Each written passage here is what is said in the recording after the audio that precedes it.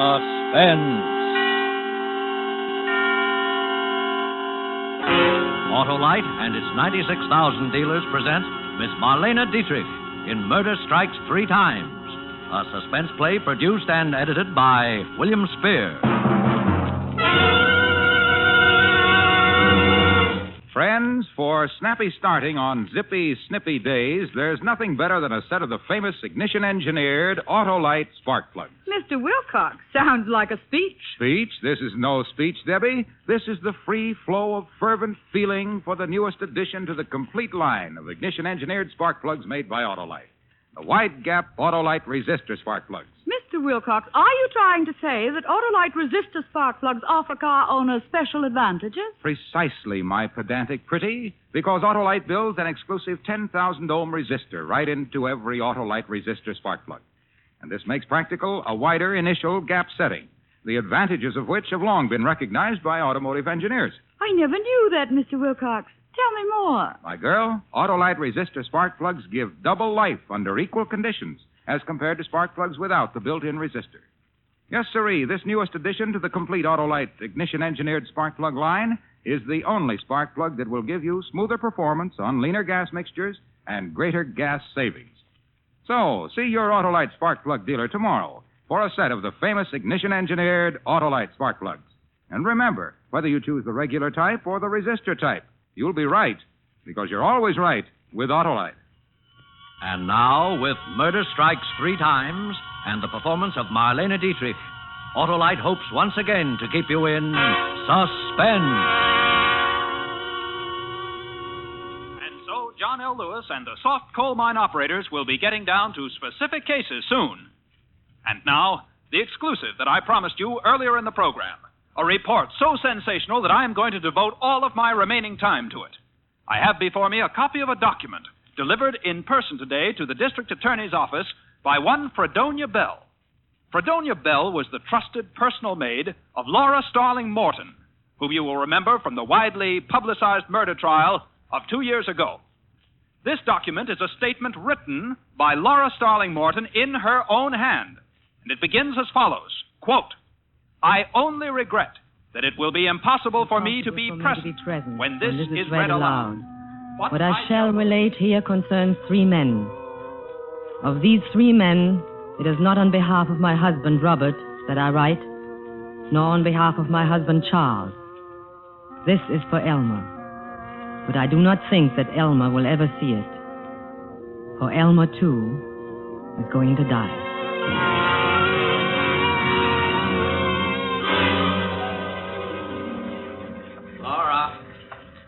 Laura, Yes, Robert? where's my electric razor? In the medicine cabinet, where it always is. Oh. Well, Robert, I wish you wouldn't shave while you're in the bathtub that way. What's the difference where I shave? I like to shave in the bathtub. I just don't like to see you meddling with electricity while you're in there. You might get a shock or something. Oh, sure. Mrs. Thomas Edison. All right, go ahead. I don't care. I like to shave in the bathtub. I'm relaxed in the bathtub. I read in the bathtub. I think in the bathtub. I'm not going to change my habits for you. I know, dear.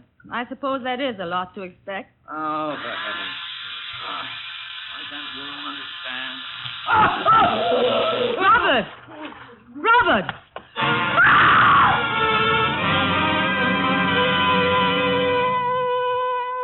It was a good loud scream. Then I stood in the door of the bathroom and looked. A good long look. Then I called a doctor. The doctor called the police. The police called the district attorney. And I found myself confronted by a young man with red hair and glasses who gave the immediate impression of being clever, unscrupulous, and objectionable. That was Elmer. Mrs. Williams, I'm Elmer Garner of the district attorney's office. How do you do, Mr. Garner? I thought you and I had better have a little private chat. What about, Mr. Garner? About your husband. What about my husband? Mrs. Williams, I'm going to be very frank with you on a number of counts. I'm what is known as an assistant district attorney. Mr. Garner, I have just lost my husband. I hardly Well, think... I'm coming to that, Mrs. Williams. Now, the district attorney has put me on this case because, well, he thinks he doesn't have a case. Routine investigation. Now, maybe it's because the DA is essentially a nice man with nice instincts, and I am not, but I don't agree with him. About what? About not having a case. Because I can smell him, Mrs. Williams. I can smell him a mile away. What can you smell, Mr. Garner? Murder. Oh, I see. Good. Oh, your attitude is very good. No phony hysteria, no fake indignation. Realistic. Oh, I like that. I'm that way myself. Mr. Garner, I'm trying my best to maintain my composure under trying circumstances. I must say your extraordinary insinuation does not make it any easier. Now, look. I know you killed him. And you know that I know you killed him. Mr. Garner. Now, as I said, I was going to be very frank with you, Miss Williams, and I am. On your side of the story is the fact that although I know you killed him, it may be a little difficult to prove that you killed him. Not too difficult, but a little. I should think it might, since it is utterly untrue. Now, let's see what cards I hold. You are a laboratory technician, or you were before you were married, right? Right. And your technical knowledge would have told you that a man using a faulty electrical appliance while sitting in a tub full of water stood an excellent chance of electrocuting himself. I also know that a man firing a bullet into his head would stand an excellent chance of killing himself. The insulation in the cable of that electric razor was frayed. Now, that might have happened through normal wear, but it also might have happened because it was tampered with by you. And then again, as you say, it might not. Would it surprise you to know that we've got your fingerprints all over that razor? It would surprise me more if you hadn't. Or on everything else in the house, for that matter, Mr. Garner. Uh-huh. Oh, you're a very intelligent woman, Mrs. Williams. You're right. It would have looked funny. You were smart not to wipe off those prints. Very smart. Thank you. However, so much for the means. Now, for the motive. We can establish, of course, that you and your husband didn't get along. Unfortunately, you can establish that about many husbands and wives. And that your husband was insured for $50,000 in your favor. And that there's about $50,000 more in community property. And that you inherit, right? Naturally. Well, $100,000 is quite a nice little motive, Mrs. Williams. But it doesn't prove anything, does it, Mr. Garner? It depends on how it's used by the prosecuting attorney. And that's me, you know. I know. Tell me, do you have a lawyer, Mrs. Williams? Not yet. Uh-huh. Uh-huh. Oh, you are a very intelligent woman. That would have looked bad, too, if you'd had a lawyer right on tap. But you're going to need a lawyer, you know. So it would appear. All right. How about me? You? Sure. I'm a lawyer. You have just finished telling me that you would be the prosecuting attorney. Well, that's just the point. Why spend a lot of money on a lawyer who probably can't get you off anyway when you can spend it on me and have a sure thing? You see? Yes, I see. All I want is half. $50,000. No. What's the matter? Too much? No. Well, look, sister, you don't seem to realize that I'm in a position, depending how I handle this case, either to set you free or to hang you. That, Mr. Garner, is where we disagree. You mean you're willing to gamble that I can't do it? If you wish to put it that way... All right, but $50,000 will look cheap. Cheap! When they slip that noose around your neck.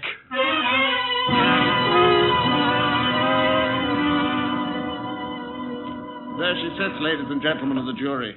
Cold, calm, emotionless. The same Laura Williams who carefully calculated, carefully planned, and premeditated the murder of her husband. I ask the death penalty. I must ask it. For ponder well, ladies and gentlemen of the jury. If you set her free, believe me, this will not be the last accident to mark the bloody trail through life of Laura Williams. And when that accident occurs, when the next victim is struck down, his innocent blood will be upon your hands.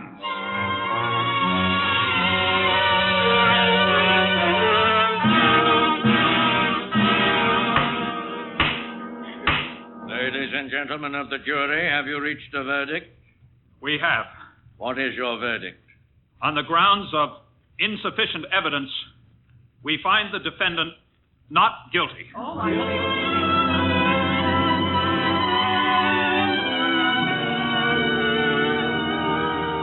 Now, Mrs. Williams, I guess the sporting thing to say is congratulations.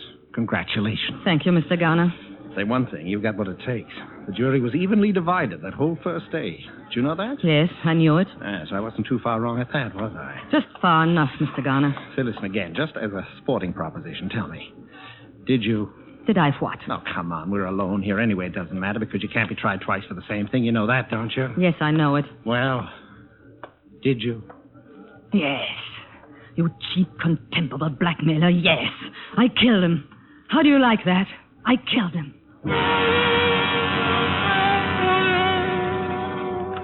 Yes, I told him. Told him the truth. Just to see the smirk fall from his face. Just to see him actually snarl with frustration. Knowing that I'd gotten away with murder and he couldn't do anything about it. Yes, I couldn't have resisted telling him then. Even though it meant I'd die of it. Which I will.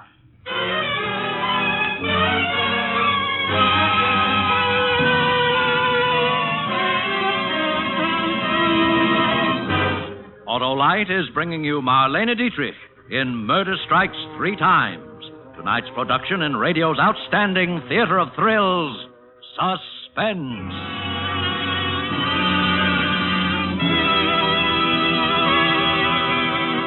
Debbie, my dear director of elocution, you interest me strangely. First you're hoity-toity, then you're hoity-polity. How come? Mr. Wilcox, I am leading a double life. Double life? Say, that's just what the new wide-gap Autolite resistor spark plugs offer car owners everywhere. Double life under equal conditions as compared to spark plugs without the built-in resistor. Gently, Mr. Wilcox, gently. You see, friends, wide-gap Autolite resistor spark plugs are the newest addition to the complete line of ignition-engineered spark plugs made by Autolite. They offer money-saving advantages, smoother performance, greater gas savings, quicker starting in cold weather. Mr. Wilcox, your diphthongs are showing. Thank you, my little lecturer.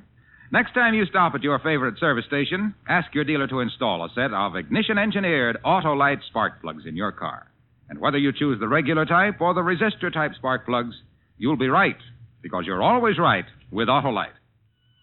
And now, Autolite brings back to our Hollywood soundstage our star, Marlene Dietrich, and featuring Hans Conried as Elmer in Murder Strikes 3 Times, a tale well calculated to keep you in suspense.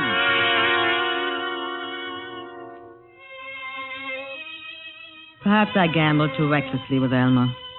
I have since had cause to wonder. But there were things I could not foresee, as well as Elmer.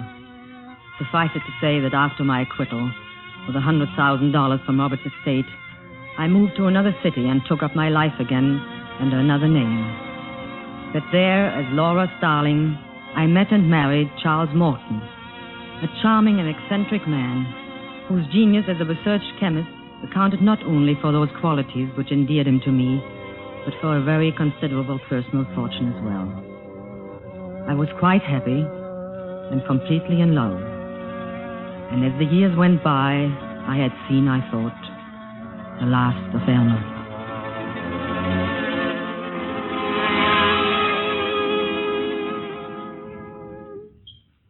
Charles? Oh, Charles, Yes, my dear. I have your coffee. Coffee? You said you wanted coffee. It's ready now. But I have some coffee. You took that out there 3 hours ago. Now come in and get your coffee. Yes, in a moment, my dear, as soon as I finish. Charles, you come out of that smelly laboratory and have your coffee. Besides, I have a surprise for you. You have? Well, I'll be right in, dear. And bring the other coffee cup with you. Yes. Now, what's all this about a surprise? Look. What? Oh, yes.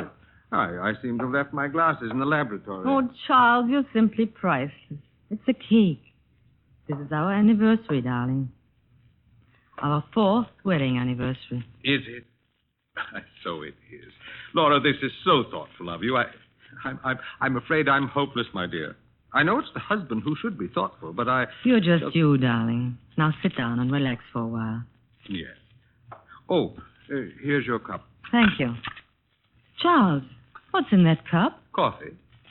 Charles, I'm sure that even in the atomic age, coffee does not come in the form of white crystals. Oh, Oh, yes. I'd finished my coffee and... Charles, what is it? thiochlorate. You see, at the moment, I'm working... Charles, What? that's deadly poison. So it is.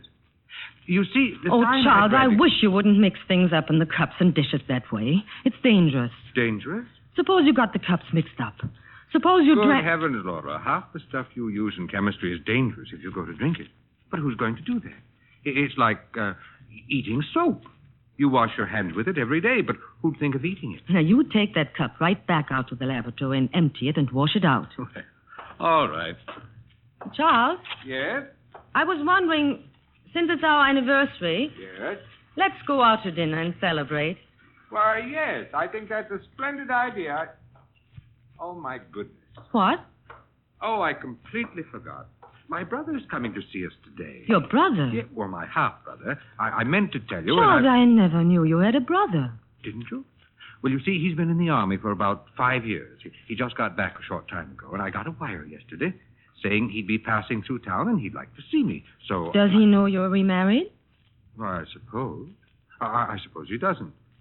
As a matter of fact, we've never been very close. Neither of us much of a letter writing, and so on, but he's the only relative I've got. And all the sympathy I've wasted on you because I thought you were an orphan or something. Oh, I was, but practically. When is he coming? Why, this afternoon sometime, I think. Well, I guess there's your answer. I am sorry, my dear. My child, that's all right. Maybe your brother would like to go out and celebrate with us. Well, Right in there, sir. Hello there. Hello, Charles. Come in. and I want you to meet my wife. Laura, this is my brother, Elmer.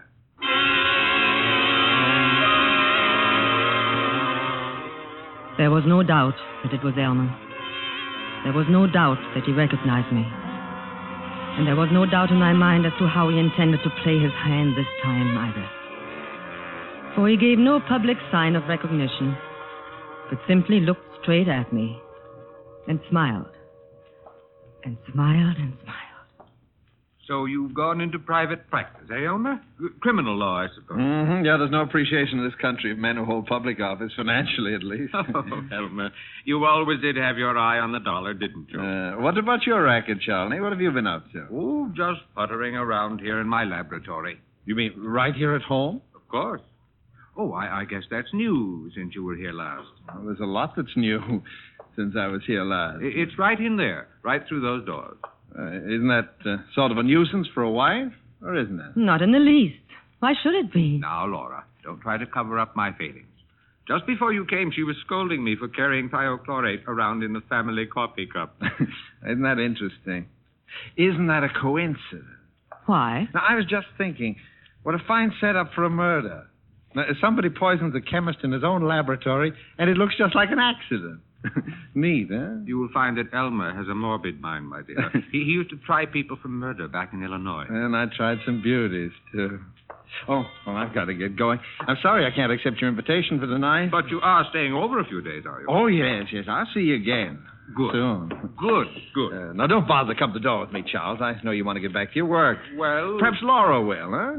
Give us a little chance to get acquainted. Why, yes, of course. Call us, Elmer. Well, you can depend on it, Charlie. Good. Well. Little Laura Williams. What do you want? What do you think old Charlie would say if he knew, huh? I asked you a I question. suppose he'd go on loving you in his own peculiar fashion, but never be quite the same, would it? There'd always be that little gnawing doubt. Another accident, maybe, huh? Oh, no, I'm afraid things will be kind of under strain around here, Laura. You do have a price, I suppose. I might. By the way, why are you so eager to pay it? I'm happy here. I'm at peace with myself and the world. I don't want anything to change. No other reason? What other reason would there be? I suppose all his property would go to you in the event of another little accident. Huh? You don't really believe that. No, the motive and the means. Money and poison. How much, Elmer? No, you got me wrong, Laura. I don't want money. When did that happen? Or did it ever occur to you that I might simply be interested in my brother's welfare? No. All that has occurred to me so far is to wonder why I had to pick the one man in the world who was related to you. You want to hear my proposition? I'm waiting. Yeah. The motive and the means. Now, there's always the means for an intelligent person like you. But if we took away the motive... The motive? The money, the will. No motive, no temptation, you see? I see. Yeah, in a way, it's for your own protection, too. Because if Charlie so much as slipped on a banana peel and you inherited that money, there isn't a jury in the world that wouldn't convict you, simply on your past record. You realize that, don't you? Yes. So, no motive, no case either, you see? What do you want me to do? Get him to change his will. In favor of his only living relative, I presume? Uh-huh. That's me. And then? That's all. And you're in the clear. Because after that, Charlie couldn't suspect you even if I told him. Probably wouldn't believe it. Throw me out of the house for persecuting his little bride. Maybe even change his will right back again, you see? All right. Ha. You can do it, can't you? I suppose so. Oh, I know you can. I know you'd better.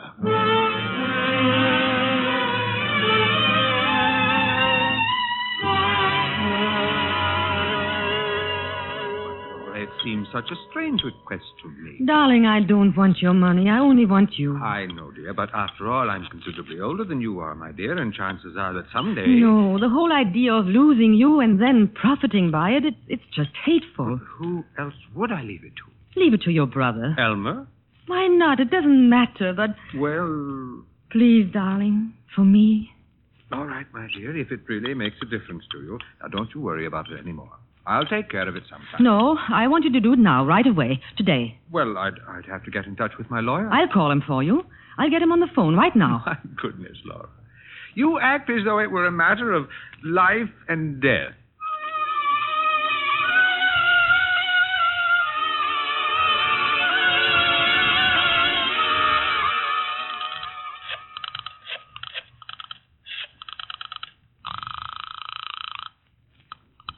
Ambassador Hotel. Mr. Elmer Garner, please. Thank you. Yeah? This is Laura. Uh-huh. It's all right. It's all arranged. Is it? Yes, the lawyer's coming tomorrow. Did he tell the lawyer the changes he wanted made? Yes, he did. Not that I think you'd ever tell a lie, Laura, but how do I know all this? Hasn't he told you? No. Then perhaps you'd better drop in this evening. That's more like it. I'll expect you after dinner. I'll be there.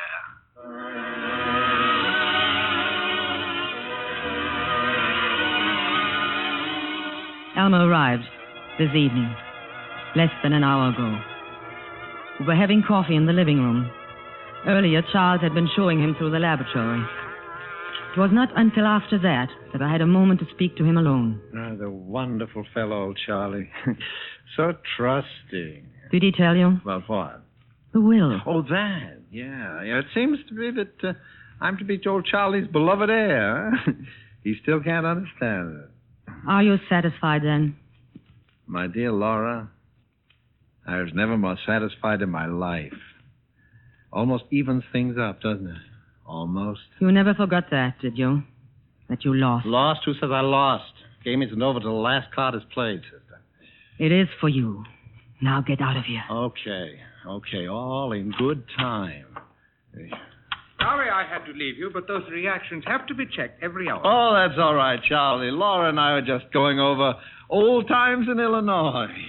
You didn't know we both came from Illinois, did you? No, I hadn't realized. I'm sure I told you, Charles. You must have forgotten. Oh, yes, probably. Coffee ready? Yes.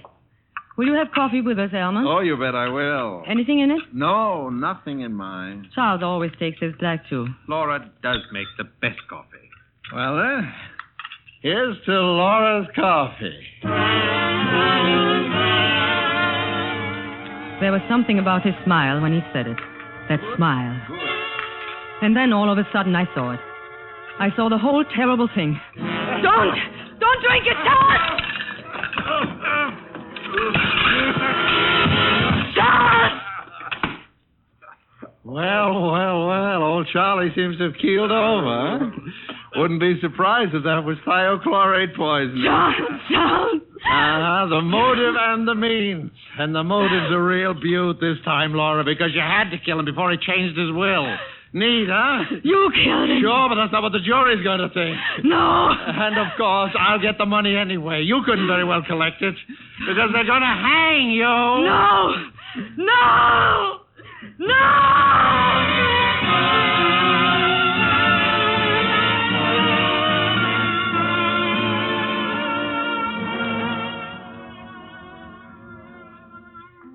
Elmer's downstairs in the living room. I'm in my study. And once more, I'm waiting for the police. There's no escape for me, of course. Elmer knows that. But there's one little thing that he has forgotten, the last play of the game. For I just have drawn up a will of my own, leaving my property and everything that I inherit from Charles to Elmer. It is dated 3 days ago. This statement I shall give into the safekeeping of my personal maid, Fredonia Bell, who, after all is said and done, has been the only true friend I've ever had. I shall give it to her with instructions for its eventual disposal, which I know she will follow to the letter. When that is done, I shall play the last card in the game. I don't think Elmer will find it possible to trump that card. Because, you see, when the police come, it is Elmer who will have to do the explaining, not I. And he will have to explain 2 bodies, Charles and mine.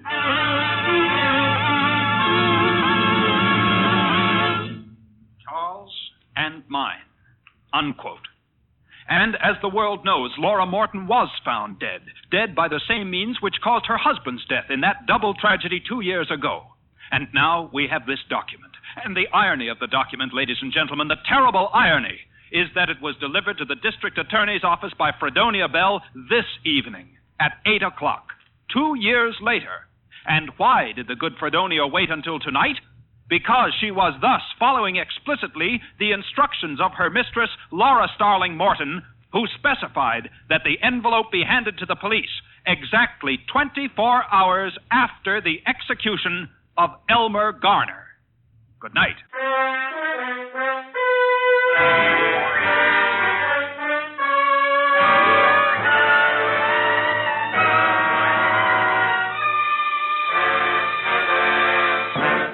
Suspense, presented by Autolite. Tonight, starring Marlene Dietrich and featuring Hans Conried.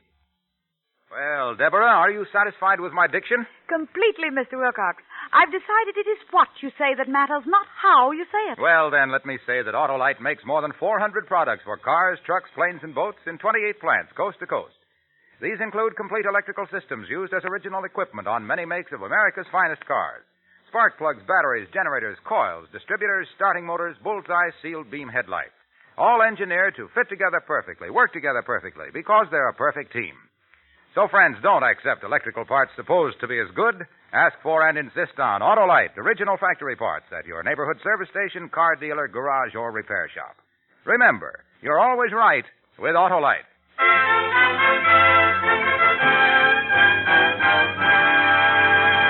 Next Thursday, for Suspense, Dick Powell will be our star. The play is called Slow Burn. And it is, as we say, A tale well calculated to keep you in suspense.